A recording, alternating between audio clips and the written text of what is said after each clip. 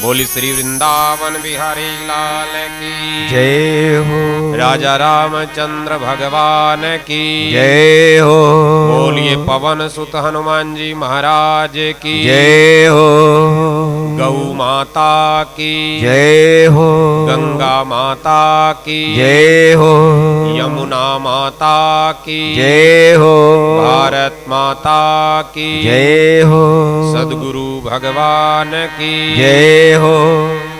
सत्य सनातन वैदिक धर्म की जय हो। बोलिए भारत के संतों की जय हो। भागवत भगवान की जय हो। नमः पार्वती पतये हर हर महादेव। हर हर महादेव। हर हर महादेव। आइए सभी मिलकर के भगवान का धन्यवाद करते हुए भगवान के पावन से नाम का कीर्तन करें, अपनी रचना को पवित्र करें। प्रभु नाम का कीर्तन, प्रभु नाम का गायन अपने लिए भी कल्याणकारी है, परिवार समाज के लिए भी कल्याणकारी है। यानी कि बाहर और भीतर दोनों जगह परमात्मा का पावन नाम, मंगलमय नाम कल्याण। गोविंद जय जय गोपाल जय जय गोविंद जय जय गोपाल जय जय राधा रमण हरि गोविंद जय जय राधा रमण हरि गोविंद जय गोविंद जय जय गोपाल जय जय गोविंद जय जय गोपाल जय जय राधा रमण हरि गोविंद जय जय राधा रमण हरि गोविंद जय जय राधा रमण हरि गोविंद जय जय राधा रमण हरि गोविंद जय जय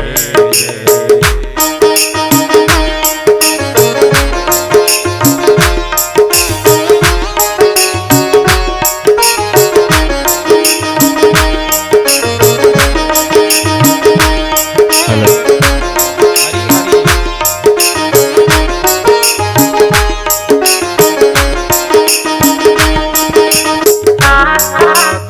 जय जय विष्णु की जय जय ब्रह्मा की जय जय विष्णु की जय जय ब्रह्मा की जय जय विष्णु की जय जय ब्रह्मा की जय जय विष्णु की जय जय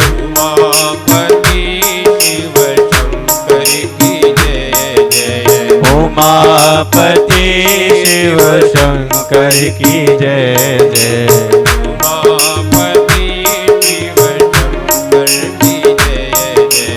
उमापति शिव शंकर की जय जय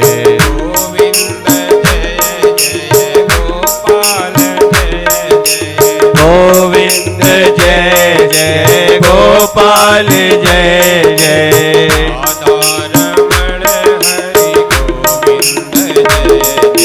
राधा रमण हरि गोविंद जय जय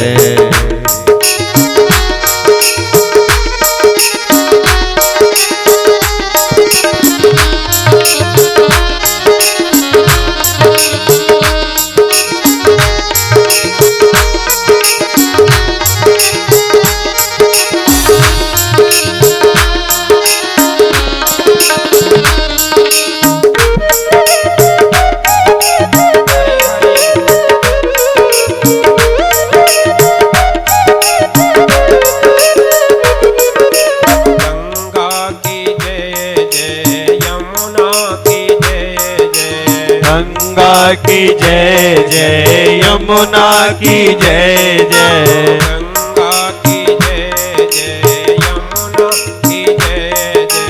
गंगा की जय जय यमुना की जय जय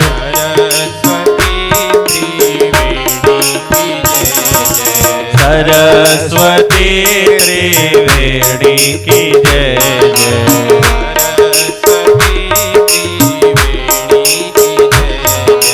सरस्वती त्रिवेणी की जय जय।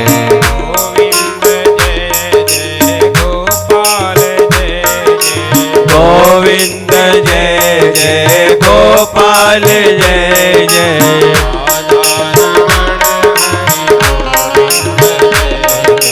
राधा रमण हरि गोविंद जय जय। राधा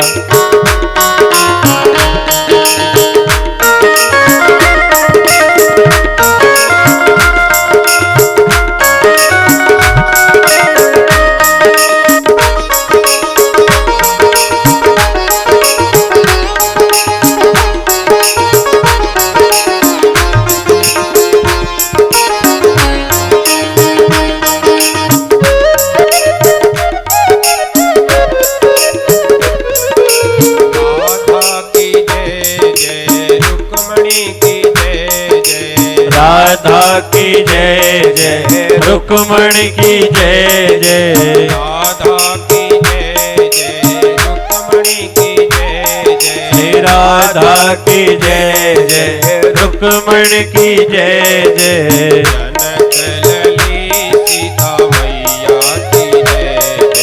जनक लली सीता मैया की जय जय।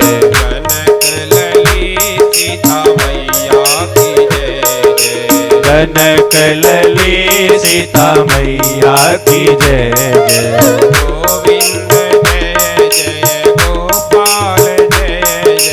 गोविंद जय जय गोपाल जय जय।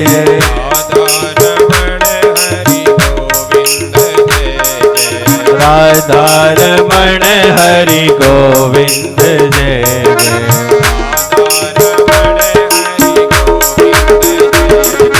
राधा रमण हरि गोविंद जय जय।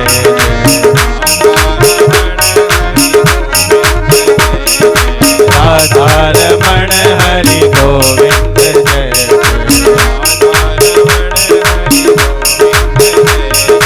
राधा रमण हरि गोविंद जय जय। राधा रमण हरि गोविंद जय जय। राधा रमण हरि गोविंद जय जय। राधा रमण हरि गोविंद जय जय। राधा रमण हरि गोविंद जय जय।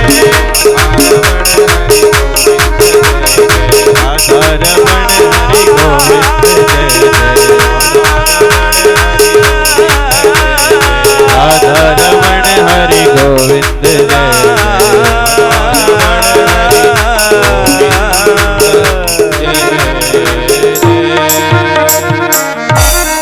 जय जय।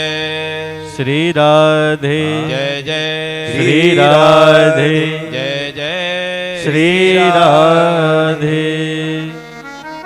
इस पवित्र स्थान पर उपस्थित शक्ति स्वरूपा भक्तिमती माताओं, हमारे आत्मीय परिजनों, बंधुओं,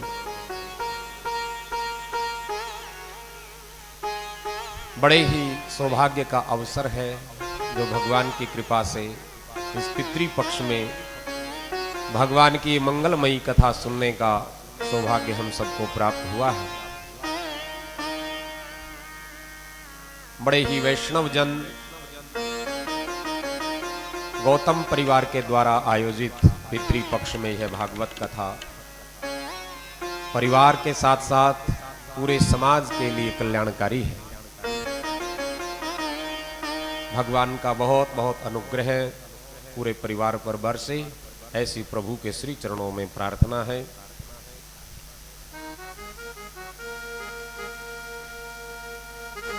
आप मनु और शत्रुपा के दिव्य वंश का वर्णन कथा में कल सुन रहे थे। 3 बेटियां और 2 पुत्र हुए। उत्तानपाद के वंश का वर्णन सुना। उत्तानपाद के ही पुत्र ध्रुव जी महाराज हुए। भगवान के लाडले भक्त ध्रुव ने 5 वर्ष की आयु में अपनी माता जी की प्रेरणा से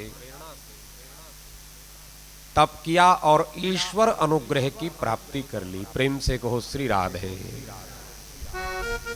विचार हम ये करें, एक 5 वर्ष का बालक ईश्वर की कृपा को प्राप्त कर लेता है और हमारा तो पूरा जीवन ही बीत जाता है। एक जीवन क्या, ना जाने कितने जीवन बीत जाते हैं, उस ओर हमारा ध्यान जाता ही नहीं कभी। तो भगवान के उस लाडले भक्त ध्रुव जी का चरित्र हम सबको ये प्रेरणा देता है कि ईश्वर कोई दुर्लभ वस्तु नहीं है। ध्यान देना, पूज्यपाद स्वामी अखंडानंद जी महाराज अपने प्रवचनों में कहा करते थे कि एक बात प्रत्येक साधक को बिल्कुल ये पक्की मान लेनी चाहिए, ईश्वर कोई दुर्लभ वस्तु नहीं है, ईश्वर कोई दूर नहीं है। राम तुझसे दूर नहीं, राम तुझसे दूर नहीं, वेखण वाली आंख जेड़ी ओदे विचों नूर नहीं। राम दूर नहीं है, बस हमारी थोड़ी दृष्टि में जो दोष है वो दोष दूर हो जाए। कथा यही काम करती है मेरी माताओं बंधुओं। उनके 10 पुत्र हुए, 7 सप्तद्वीप के अधिपति बन गए। यानी कि जो ये 7 द्वीप हैं, इन 7 द्वीपों के वो अधिपति बने। 3 उनमें से ब्रह्मचारी हुए और जम्बू द्वीप के अधिपति हुए महाराज अग्निध्र। इन्हीं के फिर 9 पुत्र हुए। तो 9 पुत्रों ने जम्बू द्वीप के 9 खंड करके 9 पुत्रों में बांट दिया। यानी कि अपना जो ये द्वीप है, इसको क्या कहा जाता है? ब्राह्मण देव जब पूजा में संकल्प का मंत्र बोलते हैं तो जम्बू द्वीपे भारतवर्षे भरतखंडे, ये जम्बू द्वीप है अपना। तो 9 खंड करके 9 पुत्रों में इसको बांट दिया। अजनाब खंड के राजा हुए नाभि। महाराज नाभि का विवाह मेरु देवी के साथ हुआ और इन्हीं के पुत्र हुए ऋषभ देव जी महाराज। ऋषभ देव राजा थे, लेकिन राजकाज से जीवन की अंतिम अवस्था में जाकर, यानी कि जिसको संन्यास आश्रम कहा है। ध्यान देना, हमारी संस्कृति में जीवन को 4 आश्रमों में बांटा है। हम सब जानते हैं, इस बात को अच्छे से जानते हैं, सभी जानते हैं। इस कली काल में मानो 100 वर्ष की आयु है तो 25-25 वर्ष के ये आश्रम बनाए गए हैं। 25 वर्ष का ब्रह्मचर्य आश्रम यानी कि विद्या अध्ययन का आश्रम उसको कहा गया है। फिर 25 का गृहस्थ आश्रम कहा और 25 का फिर गृहस्थ के बाद वानप्रस्थ आश्रम कहा है और फिर अंतिम संन्यास आश्रम कहा है। प्रेम से कहो श्री राधे। लेकिन कली का कुछ ऐसा प्रभाव है, इस कली काल में ना आश्रम की मर्यादा है, ना वर्ण इत्यादि की मर्यादा है। बस एक ही आश्रम सबको दिखाई देता है, चाहे कोई 15-16 साल का बच्चा हो, किशोर हो, चाहे 70-75 साल की वृद्धावस्था किसी की हो जाए, बस सब के सब इस गृहस्थ के जाल में ही उलझे हुए रहते। एक ही आश्रम, जबकि भगवान ने हमारे लिए ये मर्यादा स्थापित की है कि कभी तो ऐसा समय निकले जिस समय में संसार के समस्त राग द्वेषों से परे होकर के भगवान के भजन में ये चित्त लग जाए।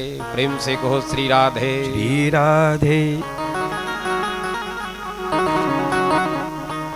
क्योंकि ये जीवन हमको मिला है आत्मोद्धार के लिए मिला है, अपनी सदगति के लिए ये जीवन मिला है। बड़े भाग मानुष तन पावा, सुर दुर्लभ सद ग्रंथ ही गावा। बड़े भाग्य से ये मनुष्य तन हमको मिला है, भगवान ने बड़ी कृपा की है। और फिर इसको क्या कहा गया है तन को? साधन धाम मोक्ष करी द्वारा, पाई न जिमि परलोक समारा, पाई न जिमि परलोक समारा। मेरी माताओं बंधुओं, साधन धाम इसको कहा है। साधन धाम मोक्ष करी द्वारा, पाई न जिमि परलोक समारा। ये मानव तन ऐसा है, इसमें हम साधना कर सकते हैं, भजन कर सकते हैं और इस लोक को और परलोक को भी संवार सकते हैं। प्रेम से कहो श्री राधे। और पूज्य स्वामी राम सुखदास जी महाराज एक बात कहा करते थे अपने प्रवचनों में कि साधक कोई जरूरी नहीं है, कोई और है। जन्म से प्रत्येक नर और नारी साधक ही है। यानी कि हम हर कोई साधक हैं। यानी कि हर व्यक्ति, हर नर और नारी किसी भी कुल में, किसी भी जाति में उसने जन्म लिया हो, वो अपनी आत्मा का उद्धार करने के लिए साधना के पथ पर चल सकता है, आगे बढ़ सकता है अपना कल्याण करने के लिए। तो स्वभाव से हम सब साधक ही हैं। ऋषभ देव जी महाराज के जीवन का बड़ा सुंदर वर्णन यहाँ आया है। ऋषभ देव जी का विवाह इंद्र की पुत्री जयंती के साथ हुआ और ऐसा कहा गया कि उनके 100 पुत्र हुए। हैरानी की कोई बात नहीं, क्योंकि ये आज की कथा तो है नहीं भाई। कली काल में तो व्यक्ति की आयु भी कम है, समय भी कम है। 100 पुत्र उनके हुए। एक दिन उन्होंने अपने पुत्रों को बड़ा सुंदर उपदेश दिया है।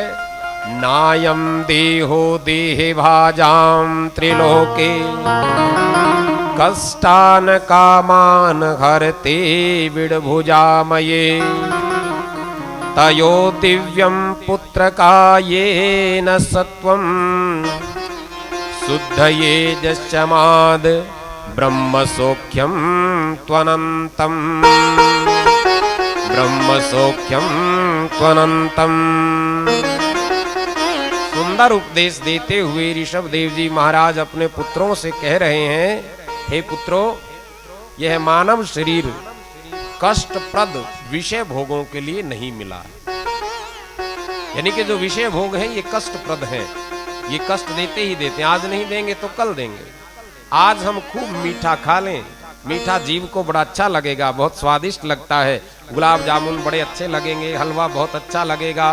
पितृपक्ष चल रहा है, सबके घरों में हलवा खीर खूब आजकल बनता है, खूब खाया जाता है। मिठाई कोई भी है खूब खाएं, लेकिन धीरे धीरे धीरे धीरे वो फिर उसका असर क्या होता है हम सब जानते हैं। यानी कि विषय भोग चाहे कोई भी है, किसी भी इंद्री का विषय भोग है, हे पुत्रों, ये मानव शरीर उस कष्टप्रद विषय भोगों के लिए नहीं मिला है।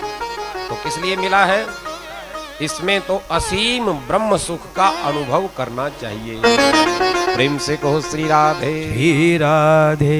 जो असीम ब्रह्म सुख है, ब्रह्म सुख को यानी कि साधना के द्वारा जिस सुख की प्राप्ति होती है उसको ब्रह्म सुख कहा है या ब्रह्मानंद कहा है।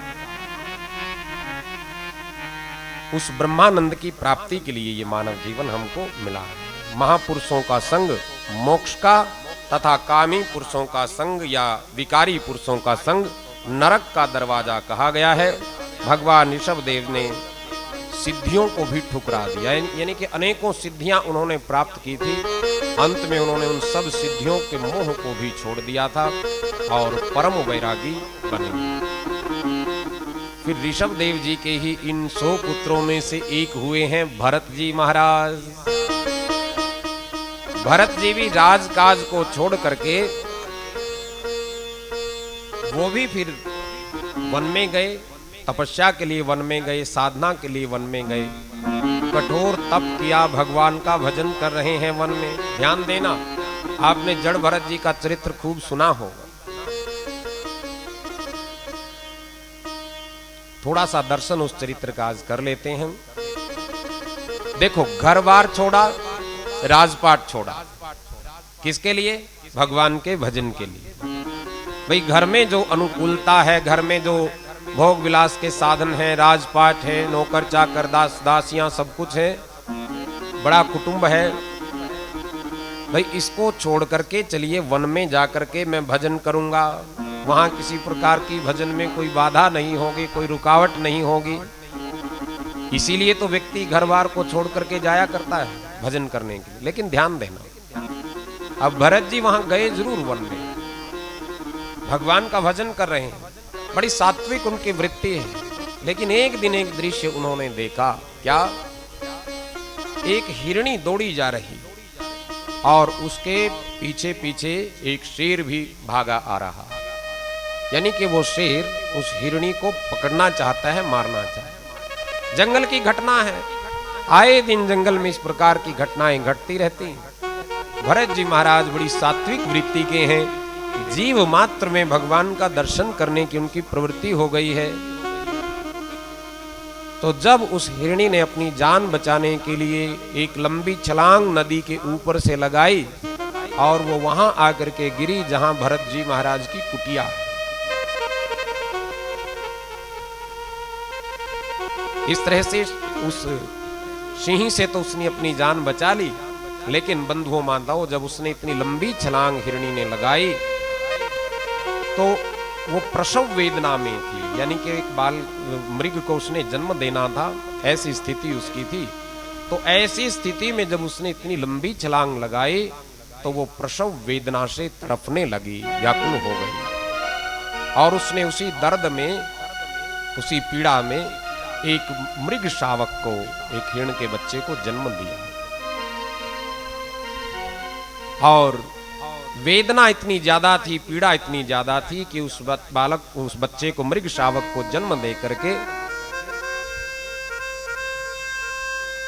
भरत जी महाराज की ओर मानो वो देख रही है। भरत जी ने ऐसा अनुभव किया कि ये मुझे कह रही है कि देखो मैं तो अब जा रही हूं, मेरे प्राण पखेरु उड़ रहे हैं, अब इस शरीर में मैं ज्यादा समय तक रह नहीं सकती, लेकिन हे महाराज मेरे इस शिशु का आप ध्यान रखना। प्रेम से कहो श्री राधे। ये जो मृग शावक है, इस मृग शावक का पालन पोषण ध्यान आप ही रखना। और माताओं बंधुओं, तब से भरत जी महाराज उस मृग शावक का पालन पोषण करने लगे। उस छोटा सा बच्चा, नवजात मृग का बच्चा, उस मृग के बच्चे का पालन पोषण करने लगे। कोई बुरी बात नहीं है, जीव मात्र के प्रति दया, जीव मात्र के प्रति करुणा साधक में होनी ही होनी चाहिए। लेकिन क्या हुआ, धीरे धीरे धीरे धीरे उस मृग शावक के मोह में भरत जी महाराज ऐसे फंसते चले गए, भजन भूल गए, साधना भूल गए। जो भजन करने के लिए वन में आए थे, ये बच्चे तो घर में भी थे, पोते पोती नाते नाती सब घर में भी थे, आए वन में भजन के लिए थे, लेकिन उस मृग शावक के मोह में ऐसे फंस गए, माला भूल गए, ध्यान करना भूल गए। बस याद रहता है तो वो मृग शावक याद रहता है। थोड़ा सा वो मृग शावक कहीं जंगल में बाहर जाए तो तुरंत उसके पीछे पीछे उसको पकड़ करके लेकर आए, उसके पानी का, तृण का, भोजन इत्यादि का सब कुछ ध्यान रखते। और क्या हुआ फिर, इस तरह से लंबा समय मृग शावक के मोह में उनका बीत गया। और अब ये शरीर मिला है तो एक ना एक दिन शरीर छूटना भी है। ये शरीर गृहस्थी का भी छूटता है, ये महात्मा लोगों का भी छूटता है, सिद्ध जो योगी जन है उनका भी शरीर छूटता है। ये तो सत्यता है, एक ना एक दिन जाना है, सदा कोई नहीं रहता। तो वो अंतिम समय भरत जी का भी आ गया। प्रारब्ध के अनुसार जितनी उनकी आयु थी वो आयु पूर्ण होने को है, और अब उनके भी प्राण इस तन से निकलने का समय आ गया है।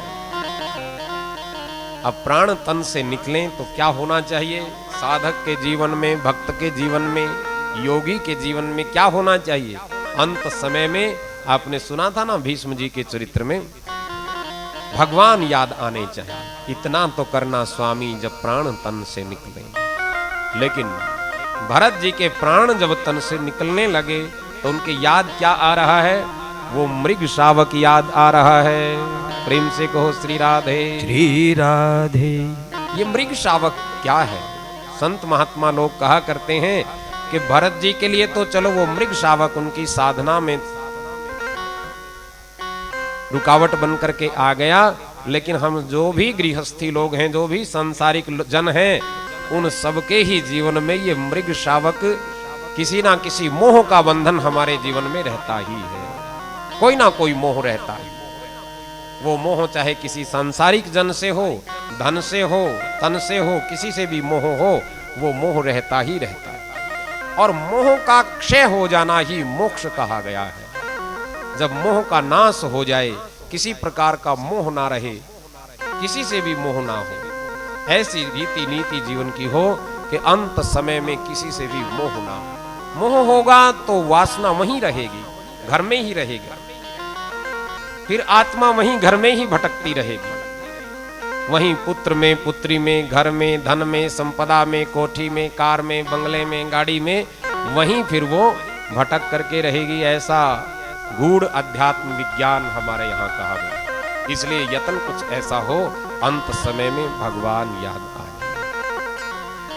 तो भरत जी ने अंत समय में जब वो प्राण उनके निकलने लगे, तो तब भी वो मृग शावक याद है। मृग शावक को याद करते हुए शरीर को छोड़ा, क्योंकि मृग शावक दिखाई नहीं दे रहा उस समय। वो बड़ा हो गया, बड़ा हो गया तो जिस जीव का जो स्वभाव है, जिस जीव की जो जाति है, उसी में जाकर के मिलेगा। तो वो मृग शावक हिरण बन गया, बड़ा हो गया, और जाकर के हिरणों के झुंड में ही शामिल हो गया। वापस लौट करके नहीं आया, वापस लौट करके नहीं आया। कई बार बेटे बेटी काम करने के लिए बाहर जाते हैं कहीं, और माता पिता वृद्ध हो जाते हैं, उनकी प्रतीक्षा करते रहते हैं, बेटा कब आएगा, बेटा कब आएगा, बेटा कब आएगा।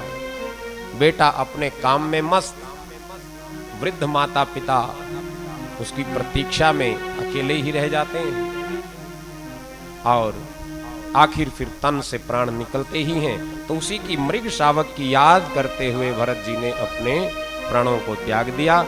और ऐसा कहते हैं कि फिर अगली योनि जो उनको प्राप्त हुई, वो मृग की ही योनि प्राप्त हो गई। प्रेम से कहो श्री राधे। श्री राधे। अब ध्यान देना, गीता में तो भगवान स्पष्ट करते ही हैं कि जो अंत समय में जिस जिस भाव को स्मरण करता हुआ शरीर को त्यागता है, उन्हीं भावों को वो प्राप्त हो जाता है।